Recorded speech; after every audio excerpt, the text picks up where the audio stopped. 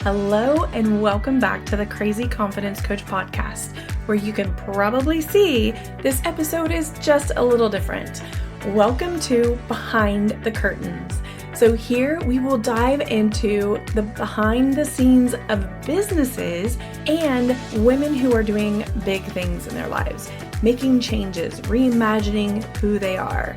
Join me in welcoming my first guests for Behind the Curtains, Nancy and Sandra with Compass Media. In this inspiring conversation, we talk about being a wife, being a mother, juggling, running a new business, and how entrepreneurship isn't always what it's cracked up to be. Stay till the end. I know you won't want to miss it, and look for the future Behind the Curtains episodes.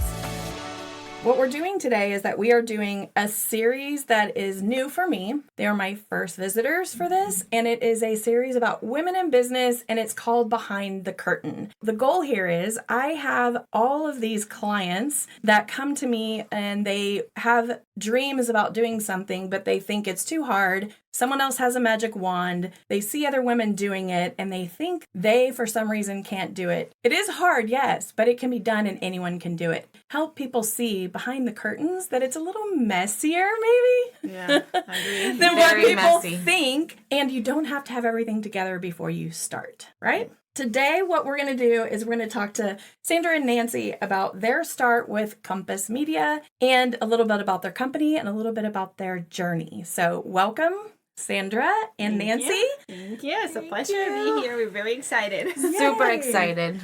Well, I want to point out, this is a perfect example of not being perfect because we are sitting in my office where I normally record my podcast, but it's super easy for me because I can record myself with headphones and all that good stuff, but we are making do with blankets on walls and we're facing each other. Thank goodness COVID is gone and all that good stuff, but we are just going to make do, and we want women to understand that it's okay to just get started and do it anyway. So here we are being examples of what's possible, but I want to have each of you tell a little bit about your version of how you got started and what was the inspiration to get started for Compass Media. It started actually about my journey as a business owner, kind of independent woman, and I kind of like fought it for a little bit. I didn't want to do it. So it started when I got married out of Miami. We went in DC and I was looking for jobs. I was like, okay, I need to find a job. What do I do? We didn't have kids at that time. My husband was pretty much taking care of the house. Also, I didn't have to worry about it. But I was like, okay, what do I do? And then at that time, I started working with a partner, and that's how we started the TV side of the business. So I kind of like learned how to start a business. We started with, I think it was like $10,000 a week for a client that was already there. And then we grew the company about to $3 million a year. So that's how I started in my journey. And then when I moved to Austin during COVID time, we're like, okay, what else do we need to do? And we were trying to figure out how to get more leads for our current clients. And I learned also about digital. So this was like, okay, we need to move into the digital space 7 years ago. So I started learning. I did my master in digital marketing. And then in Austin, when I moved to Austin, I mean, Nancy's my sister-in-law. They make it even more complicated. Yeah. Business with family. So we were struggling, like, okay, what else can we do? Nancy had like time. I'm home with the baby. What else can we do? Let's figure something out. So we're like, okay, let's expand the business on the digital side in Austin. So it was interesting because Nancy came from a different background. And I was like, you know what? Let's figure out. Let's see how it goes. And she was all about doing it. So it was... I'll let Nancy talk and tell her experience. Nancy, tell us what was your experience and how you got started. So my background is in animal science. That's what I started off. That's what I went to school for. And I was in the animal world. I was in vet med for over 15 years, which is insane to even say. I can't believe. So I was in that world for a long time, but obviously when the COVID hit, everyone was kind of like, we had to stay home for the kids. Everyone was kind of figuring out what we were going to do. And for a while I had kind of been like, okay, I think I'm at the end of my road with the animal world. I think I need a change. I think I need something else. And so I got my real estate license. I actually went that route, and I was like, I always felt like I wanted to be an entrepreneur or be in that world. I just didn't know how I was going to do it. So I said, okay, I'm going to get my real estate license during COVID, which is probably everybody. And I did. I got my real estate license, and that's when Sandra moved to Austin, and real estate was not a thing. So I was like, you know what? I don't know. Maybe this isn't for me. And then Sandra was like, you know what? I want to expand Compass in Austin. Do you want to partner with me? Do you want to jump in? And I was like, let's do it. Like, let's do it. I know people. I love people. Business development is kind of my part in the business. So I love people. I love going to events. I like the business side of it. I like all that, the business development side. So I was like, yeah, I'll do it. I'm all in. Yeah. And I never looked back. Yeah. So that was interesting because we're like, okay, let's do it. Let's combine forces. Yeah. So that is interesting because a lot of people think about things for a really long time. Mm-hmm. And I think for Sandra, for you had already kind of been in the business, right? Mm-hmm. So you did have some of that. You, Nancy, knew that you were looking for something different. It just was the opportunity showed up for you. Correct? Correct. Okay, so those are two different angles, right? And everybody does it different. The interesting thing that I want to kind of explore for our listeners is what were the thoughts that made you actually go forward? Why was it so all in versus being, worried about what was going to happen? Did you have the confidence and you're just like, oh, I'm doing it with Sandra, so I trust that?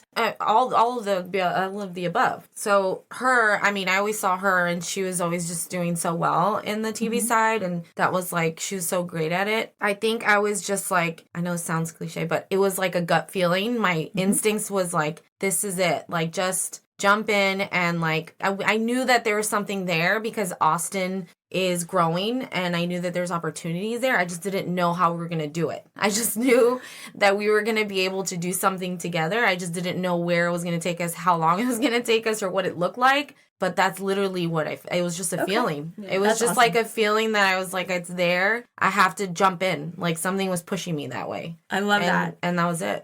That's really it. And I do think women are different in that one. And that's probably not fair either.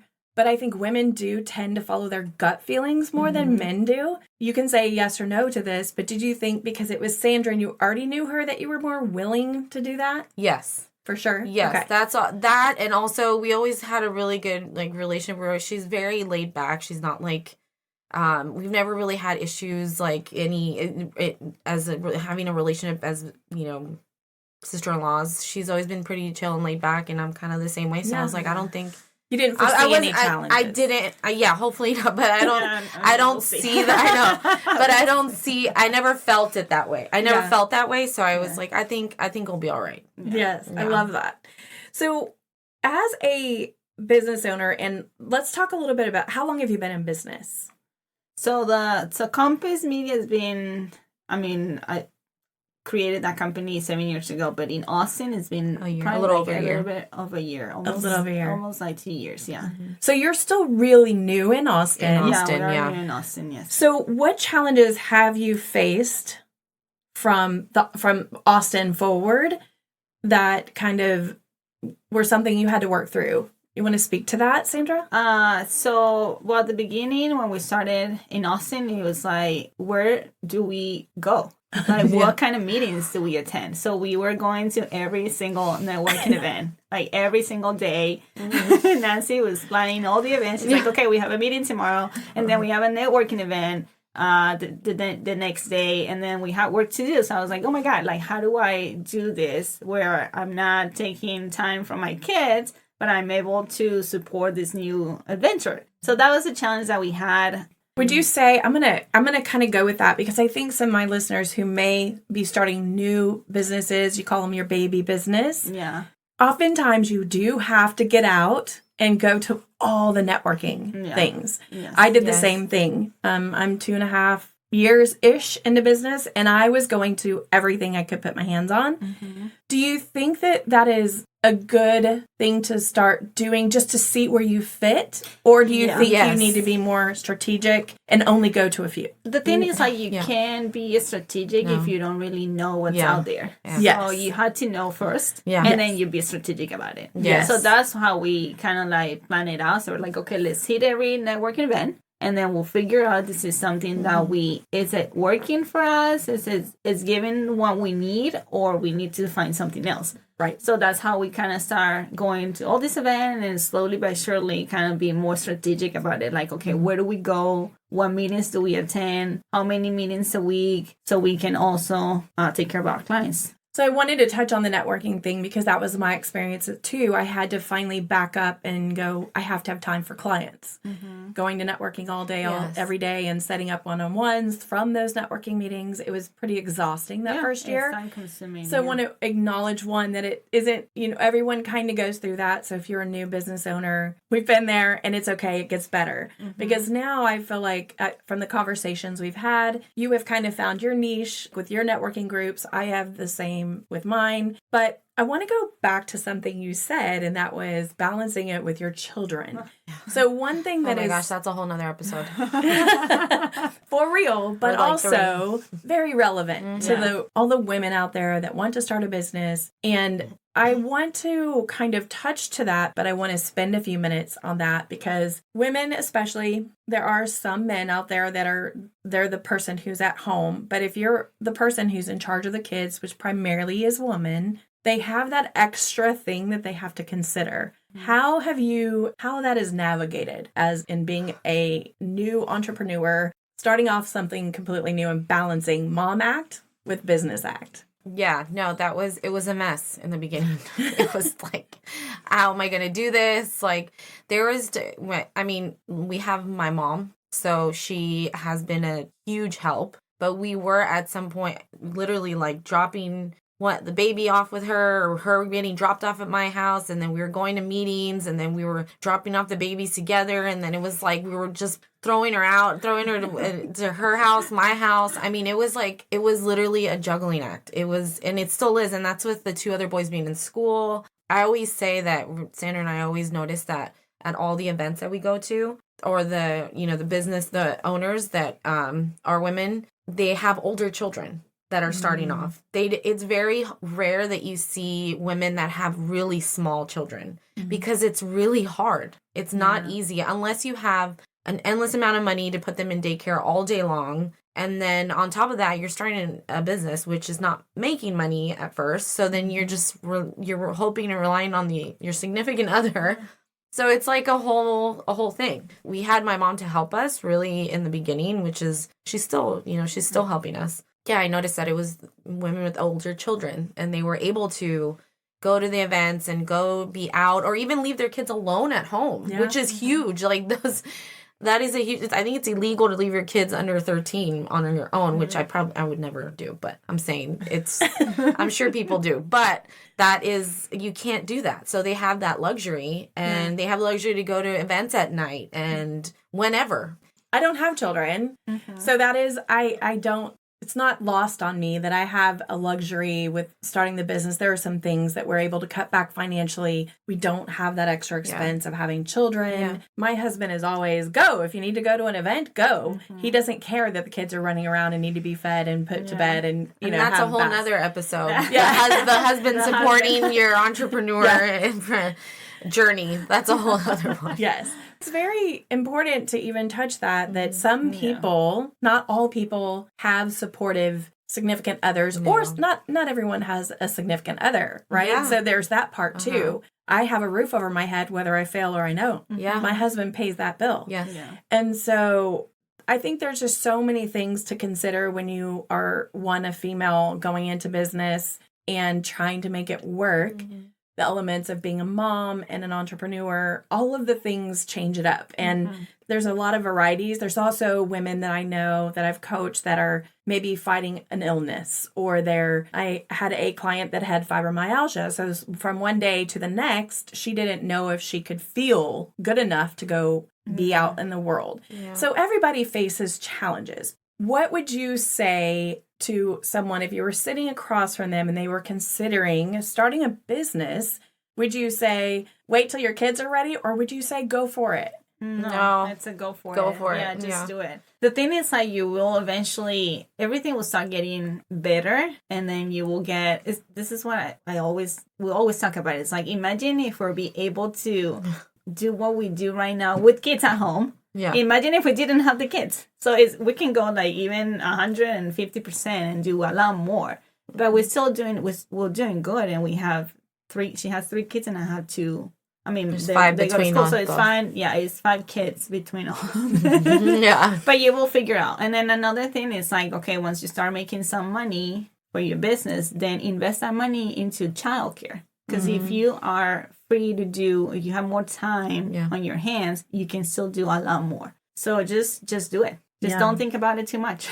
I always come from a place of action with my clients. I'm like, the sooner that you get started, the faster you learn lessons. And the faster you learn lessons, those lessons may include failure. Yeah. You may not do it all right. But talking about the action part, because people think that if you're a woman and you're in business and you're doing well and they see you, that they think that everything's going right. Yeah. So, Sandra, would you say that everything has gone right? No, not at all. No. Like, it doesn't go. Sometimes it doesn't even go as planned. Like you can, like for example, we had a meeting event the other day, and I was like waiting for my husband to leave because I had the grandparents were at home watching the kids. I was like, okay, I'm gonna wait for my husband to leave, and then I might join Nancy to that business meeting. And my husband never left. So he stayed home. I was like, okay, I'm gonna go to this event. He wasn't very supportive that night, so I couldn't go. So that moment I was like, I wanted to go to this event, but I also had to stay home with my kids and be with my husband. Right at the end of the day, they're my family, and I had to respect that. Sometimes he's not okay with me going to so many events during the week. Yeah. So it doesn't go as planned. We do have our struggles. Like we cry, we get frustrated. Like it happens. It's not just like everything looks fine, but behind the curtain, everything is like sometimes it's messy. Behind the curtain, it's very messy. I mean, I look at my room and I'm like, it's so messy. I feel like a lot of people who never get started believe, one, it'll be too hard, because it is hard, but you can still make it through it. And even though that particular night you didn't make it to that event, you're still moving forward. Mm-hmm. You still have a company. Mm-hmm. You're still going to make it work. It may look different than what you thought. It may go slower, meaning you might have to learn those lessons at a slower pace, but you're still doing it. So Nancy, can you speak to a time that you were really frustrated, maybe an experience that kind of highlights how hard it can be, but how you also triumphed at the end?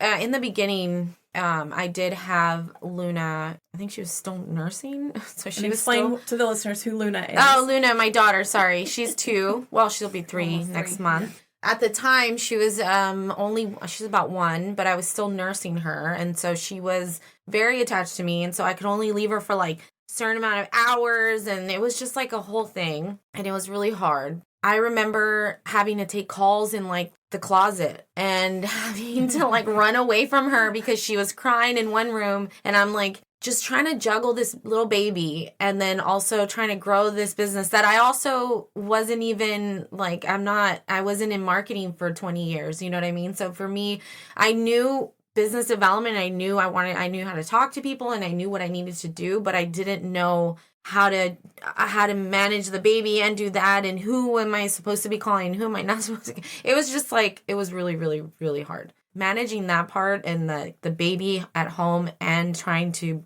build something was really hard in the beginning. And we still hide. We still hide in the closet. We still hide in the closet. Yeah. Yes. But now they just like scream at us. They're like, "Can you open the door?" And I'm sure all moms can relate to that. I'm sure they hide in the closet. Yeah. So I think it's funny. My husband and I do not hide in closets, but we still take phone calls away from each other and shut the door. Mm-hmm. So it is a challenge for us when I'm working at home and I'm recording and whatever, and he takes a phone call for work because he's working in the front, or I can still hear him and my audio can hear him. So it's so funny, the unique things that you go through with your businesses. it's like taking 2 steps forward and taking 1 step back. Okay, that didn't work. You know, now they're knocking on the door. Now I have to change my strategy. I can no longer just go in the closet. Yeah. You know, maybe I have to. I have literally have clients that have taken my coaching calls in their vehicle because they can't get away from their kids or their husband or whoever. Yes, I've done that. So do you think that going into business, staying in business, because all of those moments can kind of pile up sometimes. Can you speak to how important it's been to you or what it's meant to you to have a partner in business to kind of, you know, have those low moments with, bounce ideas off of, all of those things? Sandra, do you want to start? And then we'll go to Nancy. Yeah, and this is from experience. And I've tried to do other businesses in the past, but it was on my own. And with Nancy, it's like, oh my God, you need a partner. But you need to know who you're partnering with, right? So having a partner is like, okay, when you're low or you're down, then you have someone else that is like, no, we have to keep going. And the same thing happens with Nancy when she's like, oh my God, I want to quit. I don't want to do this anymore. What do we do? We're like, no, just have to keep doing it. So it's kind of like supporting each other. And I think that makes it a huge difference. And I think that's why we're still trying and still working on our own businesses, because we have each other. Yeah. So I think that's it. For me, it's been like life changing. Like if I had to do it again, I will pick a partner to start with, not do it on my own. Yeah. How about you, Nancy? Oh my God, yeah, for sure. That's like 100% there's been so many times where I'm like, I don't know if I could do this anymore, especially with the kids, like juggling the kids, because I'm the one that takes care of them most of the time. My husband doesn't work from home, so he has to leave. He leaves at 7 a.m. and comes home at like almost 7 o'clock at night. So I'm basically on my own with all 3. Even though they're in school, they still get out at 3. And then after that, they're not just on their own. They have activities. My middle son has therapies, and, you know, there's just a lot going on. So it's all on me. Yeah, no, having her has been amazing. And we're able to like divide and conquer and go to different events sometimes, or like, hey, I can't make it as she goes. It's great. I mean, it helps a lot. Or like that day, I don't know, I'm like, I don't want to do this anymore. And she'll be like, send me something. I'm like, okay, we're back on. All right, get over it. I love that. Yeah. So a meme or something. Yes. Yeah. Well, being an entrepreneur and doing my business, I am alone. But what I finally realized, because I realized the same thing you did, I'm like, man, this is lonely. It's frustrating sometimes. There are days that I literally want to crash out and not get out of bed. And it's interesting because, one, I'm not a nap taker, which is good, because if I was, I would be on my bed all the time. But when I get down, I finally realized I had to tap into a coaching friend of mine, and she and I co-work together. So even as a solo entrepreneur, you still need someone to help you when you're down, or someone to kind of help you have a compass, for lack of a better word, of compass of like, hey, how can I just redirect? Or can you hear me? What's going on in my brain? It's funny because as a coach, I help people all day long. I do that very thing. If somebody is an entrepreneur and they can't get things figured out in their own brain and they don't have a teammate, I help them kind of with the thought processes and things. But ironically, even as a coach, you still have those same thought processes that you have to figure out. We'll sit on Zoom and not talk, and she'll work and I'll work, and I'll be like, okay, what are you getting done in the next hour? We set a timer and we get it done. And it is so life-changing. Yeah. That 1.5 years that I was doing it without her, it was hard. Yeah. Like getting to a networking meeting was like, I didn't want to go to networking meetings. Yeah. No, it's hard. You have to push yourself to go. Yes. You don't always want to be out there and talking to everybody and be super social. There's some days where like, my life's falling apart, but I got to get up. Yeah. And you have to act like everything's fine, and I need to get out there, or else, because if you don't, it stops. You can't lose a momentum. Like I don't really like going to networking events. But Nancy's like, let's do it. Let's go. Okay, let's go. Yes. It's not my thing, but she kind of pushed me to do it. And I was like, if Nancy she wasn't here, I wouldn't be able to do it. Which is ironic, because I know both of you outside of networking, but how we connected, I know, was at a networking meeting. Yeah. And in my mind, was thinking about this the other night. I was like, would we have actually connected in business had we not seen each other at the networking meeting? Yeah. I don't know that we would have. No. Probably not. Because every time we see each other, it's at other events that are social that don't really we don't really talk about business. So anyway, that's an interesting point too. That I didn't even think about that. That's true. None of us love networking, but yet networking works. It does. Yeah, it does. Yeah. Even though you don't think it does, it does. We were talking about that. I was at one the other day, and we were just talking about that. How like you go to these things sometimes, and you're like, oh, I don't want to go, or I mean, what am I gonna get? There's nothing. I don't want to go, and it's a lot. But then something always comes out of it. Not in it's not a sale, but it's just like a new connection, or like a friend or someone that you eventually can refer, or they can refer you, or something somehow eventually down the line, whether it's a month or a year from now. Yeah, it does work. I think networking for me, it energizes me. That too. I'm always dragging in, like I'm tattletelling on myself right now. I'm always dragging in. I have to have coffee, and it's always in the morning, at least most of them that I go to.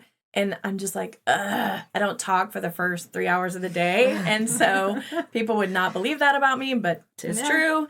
And I always leave with energy and a new idea or a new thought or a new... No, it's true.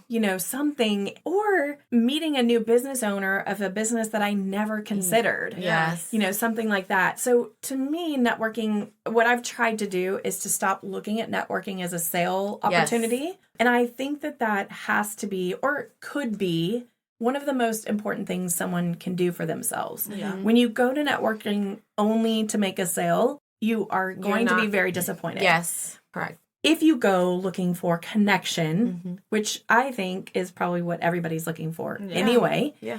But if you go looking for connection, you get so much more from it.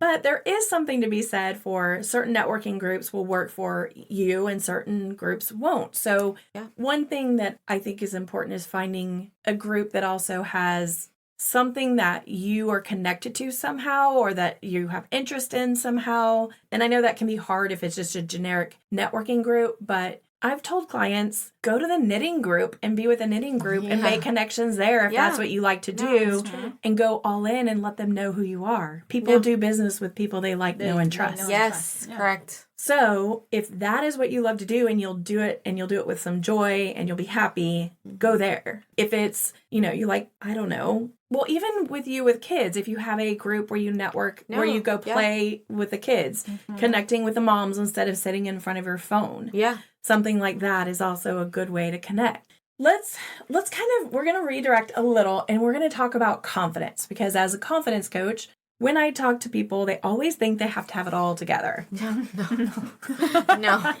And not even close. Let me say that I am a recovering perfectionist. I'm a recovering perfectionist. That's the right word. What I've realized, actually, less is more. Like, being less perfect is better. Would you talk to me a little bit about where your confidence level was when you started? And if you feel like if you had waited to your confidence, well, and I don't know, let me let you just talk about that, because I don't want to feed you any answers. I want you to just talk to us about where was your confidence? Yeah, I mean, maybe. Some people are, so I don't want to speak to that. Were you uber confident before you started? And if you were or you weren't, tell us why. For me, I think confidence, you gain confidence during the time you've been doing it. And so with experience, you kind of gain that confidence. But for me, it's been challenging because of my first language is Spanish. So going to the networking events, I'm like, oh my God, I have to talk to these people. In English, I have an accent. They're not going to understand what I'm saying. So slowly but surely, every time I do it, and we're doing it more now. So it's kind of like, okay, I'm just going to do it. So eventually with time and experience, you're like, okay, this is not as bad as you think. And that's how you build confidence too. And I went to school for marketing, so that's kind of like teaching me and giving me confidence too, but it's not easy. You don't think you're always that confident of yourself. So I guess experience, and then failures too. When you fail, in here you learn, and then that's how I think you build confidence too. Yeah. So I think it's a process, a learning process. For sure. But we all think like maybe at the beginning we think we're not going to be able to do it, but once you start doing it, you realize like, oh, I'm capable. And I can do this. Yes. And don't expect much for others. So I think that's also a good thing. Like, don't expect too much. What are they going to think of you? Just don't think about it. That's a Just huge do one. it. It's good for you. It's good for your business. That's something that you might have to do. So just go for it. So I think that's, it takes time, but you'll get there. I love that you said that, because pointing out that not worrying about what other people are thinking, one thing I tell my clients, actually, my coach taught me this, and then I teach my clients. It is none of your business what anyone else is thinking about you. Yeah. Anyone can get that one thing out of their head, because worrying about how you look or what you wore, or, you know, and of course we all do. I mean, even before doing this, like we, you know, want to care, but learning that you have to just keep moving forward and doing your thing without worrying about what's outside of you, you will never get anywhere if you're worried about everyone, because no matter what, you could have 10 people, not one single person in that group is going to have all the same expectation. So you could go crazy trying to impress or, you know, get all the business for everyone. You're not for everyone. And it's none of your business what they think. So tell me, Nancy, about what was your confidence like when you said yes? I think when she got to me, I'm just kidding. I was ready. So I was like, I can do this. I know I can do it. I know I can get out there. I can talk to anybody. Like, I don't know how I'm going to do it, but I'm going to do it. I just don't know how, but I'm going to do it. But that took time, a long time for me to get to that point. It took me from being in vet med for so many years and talking to so many people. And before that in college, I was in the service industry. So that taught me a lot, how to talk to people. There's how to talk to different kinds of people. So I think my entire life and all the jobs that I had before Compass got me ready for this role I'm in now. So I think when she told me, hey, let's do this, I was like, all right, I'm gonna talk to anybody. I'll talk to anybody. Who do you want me to talk to? Here's what I was already ready. I love that. But she was still nervous about talking about digital marketing. Yes, that was that was okay. my biggest thing, and I'll never forget the first event that I went to, and I'll never forget this. I was literally, she couldn't go with me, and I was so scared, so my brother went with me instead, which he was no help, because he was just like, I'll just sit here, you just do what you gotta do. I'm like, I don't know what to do. So I remember we went to this event. I was literally I felt like I was gonna vomit on the drive there, and it was in East Austin, so it was like a long drive. And we get there, and then I'm just like, I'm just gonna drink one drink, and then I'm gonna go up to the owner, and then I'm gonna start talking to him and introduce myself. And then my brother's like, are you gonna go? And I'm like, give me a second. Just give me a second. I'm almost there. But it wasn't that I didn't have confidence in talking to somebody. It was just that I was really nervous that they would see right through me, that they would be like, this girl doesn't know marketing. She doesn't know what she's doing, and she doesn't know. But I always had so much confidence in Sandra that she knew she has so much experience, that I believed in us as a whole. So I was like, maybe I can't guide you, but I know Sandra will. Yeah. So that was the confidence. That's what gave me confidence. So I was like, I have confidence in us. I have confidence in this situation, and I know that we can deliver. I just need to get up and talk to him. And I did. And it wasn't bad at all. It was very much organic, and the conversation flowed naturally. Everything was fine.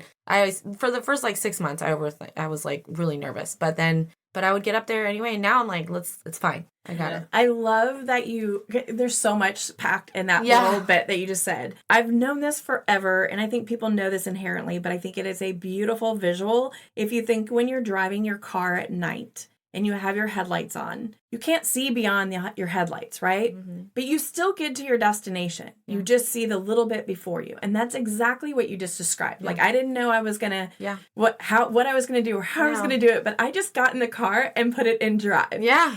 And sometimes you actually have to just put it in drive and go.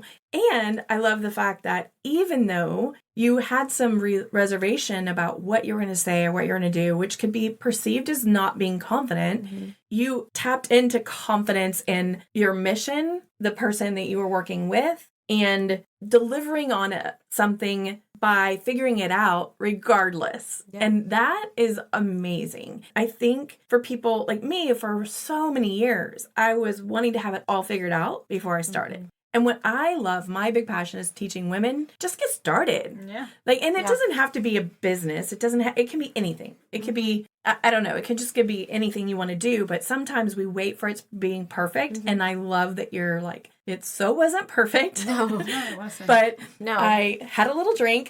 Yeah, I did. And like 30 minutes later, I got a call from my husband that my son called 911, and the entire police department and fire department in Buda was at my house while I was at this first this event of a potential client that I've met. And the first time me doing this. And then I get a call of my son calling 911. And I think Lucas too, her son was there too. They were there calling 911. Was there an emergency or no? No, absolutely not. They were just doing it for fun. Yeah. I love that story. The entire department was there because they were training. So it wasn't just like one or two. It was my whole street. So I had my neighbor calling me. I had everybody calling me, freaking out. And they're like, "Are you okay?" And I'm like, "What? Why? What's happening?" So were you getting phone calls while you were at the networking meeting? Yes, all while I'm like trying to do this new thing and I'm like super scared. And then I'm getting calls from, that's what happened. That was my first event. Yeah. And you just kept on going. And I kept going and I was like, you know what? It's fine. My brother's like, it's fine. Just have another drink. We'll be fine. I'm like, oh, cool. Well, I love that you also took somebody who may or may not have been, who was neutral. Like that's a coach speak, but someone who was just, I would say, wingman to help you, but you still did it, right? And I love that. I love it. He was the right person for sure. He's my older brother, so he's always more calm than I am, and he's like, it's fine.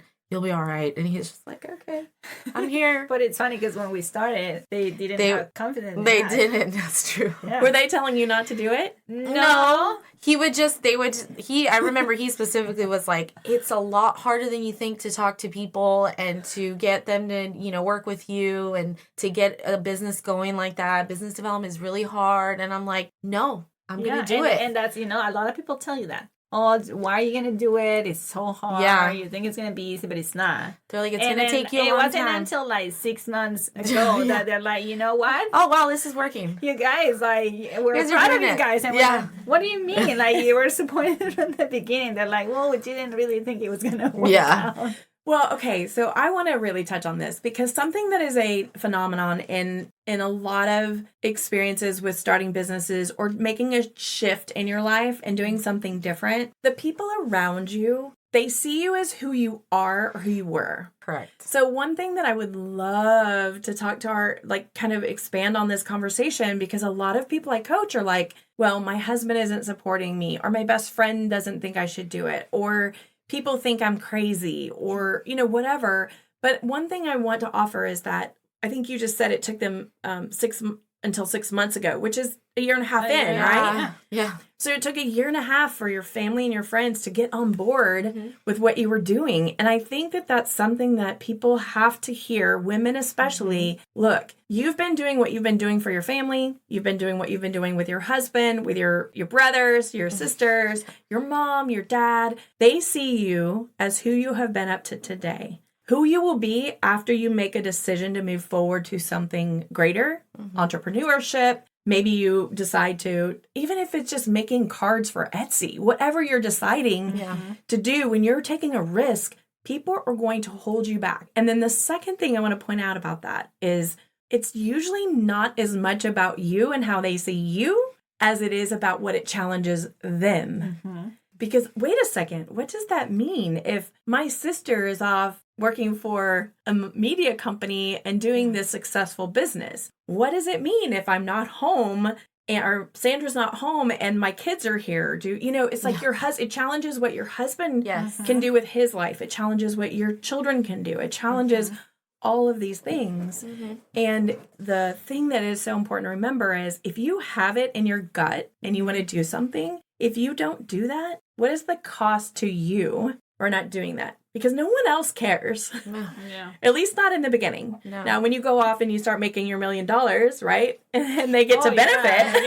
Of course. They're like, we'll run it then. I'm like, of course you would. Yes. Yeah. Such a machismo answer. Exactly. But I also think it's because a lot of people, they want to be entrepreneurs, but they don't do it because they're scared. So they see you do it and they're like, Yes. So they kind of like jealous a little bit, and that's why they're like, it's probably not going to work. It's not going to work, yeah. So, but you just have to keep going. I remember I was super, super hesitant, like you were mentioning about how they see you before, like the people they see you before versus how you are now, about actually posting about Compass on my own social media. Because they knew me from being in the animal world for so long that they're like, what are you doing? Like what? And so I was very nervous about posting about that because I thought they would be judging me or like, why are you doing this? Or what are you doing? Or like, you know what I mean? So that was hard for me. But then once I got past that, now everyone's like, hey, that's so cool. But at first, I'm sure it was hard for me. Yeah. I think our own thoughts, first of all, I mean, that's kind of what I coach people on, is like their own thoughts are getting in their way, right? But I still have those thoughts sometimes. I posted a silly video the other day, and I was like, this is so silly. But people like silly, right? We did that the other day, and they love it. They love silly. They want you to be authentic and funny. And it's funny. Like, it's relatable. fun to do it. Like, we enjoy it. Yeah. We're like, let's do this one. Let's just be goofy and creative. Well, one thing that is really, I think, different for women than men is that women do allow themselves to be more themselves than men. Very rare that you're going to find a guy doing a silly TikTok or a video or whatever. It doesn't matter, whatever your platform is. It's just more women do fun, creative things. But that's how you get people to know more about you and know who you are and know your personality. And nobody wants to work with someone who doesn't have a personality. Correct. Yeah. So that is true. It's really good. So I want to give you guys an opportunity to talk more about what exactly you do, because I have to be honest, when we first sat down, and you guys already know this because we had the conversation, but our listeners, I was like, what exactly is digital media? Like, I don't even know what that means, right? And so I want the listeners to understand, because if a listener is out there and they're starting a new business, the great way to get out there is to have somebody manage all of that for you. You guys figure out how you want to answer that question and go for it. So digital marketing, and I think the easiest way to explain it is that everything that you have that it's online, your online assets, like your website, your social media accounts, which could be Facebook, Instagram, TikTok. We build that social media presence for you and your business. Because nowadays, it's like you have to have a presence online. It's not an option anymore. Maybe 10 years ago, it was optional. Like, okay, maybe I don't have to worry about it. But today, you have to be on social media, because the first thing someone look at you is like, okay, what's your social media account? Oh, let's see if they're real. So how many followers do they have, or what's going on? What so they start looking at all your online assets. Okay, let me look at their fan page on Facebook. Let me look at their website. What do they exactly do? So we do build websites. We do social media content management. We do paid ads. So if you want to advertise your business online through Facebook, Instagram, TikTok, Google Ads, we manage your Google My Business account. We can get you lead generation. So you want to increase your clients, you want to get potential clients. So we will do all the paid advertising. We do SEO. So we manage your website, we'll help you rank on Google search. What else do we do? We do video. We do TV. We do video production. So we'll create videos for you. We'll take photos if you're a restaurant or you're a spa, med spa. We can go take pictures and then give them to you so you can manage your own social media. So everything that's digital, we will create that for you. So we're your in-house marketing team, because we give you a graphic designer, a media manager, or social media content manager. Will give you the media trafficker, which is the person who's running the ads. You have ads for the media strategies and the marketing strategy. What else? And we have a web developer. So we kind of give you, for a price, we'll give you an entire marketing team. Yeah. So I think that's one thing that I didn't even know when I first sat down with you. It's not just the two of you. You guys are the face of the company. Yeah, we have a team. And there's this big team behind you, which makes so much more sense when you think of all the things that you do, because I was like, how are they doing all of that?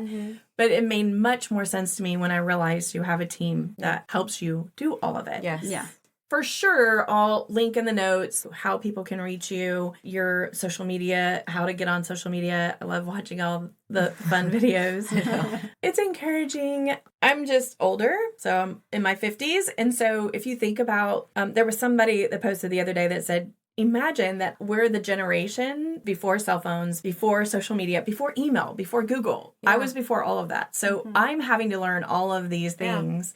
And I love it. I love the podcasting piece, but there's so much to it that having a team to do it is amazing. So make sure if you're out there and you are wanting to do something, to make sure to check that out. But before we go, I want to ask you one question to tell our audience. If you were sitting across from someone who is considering doing something, is there a mindset shift, or is there something that you experienced, a golden nugget that you could give to another woman sitting across from you if she wants to start a business? Because there's so much to it, right? There's just way more than we could even put in a podcast episode. But is there something that you learned, or is there something that you would just like to share with our listeners that's important for them if they're considering doing something different and doing something new?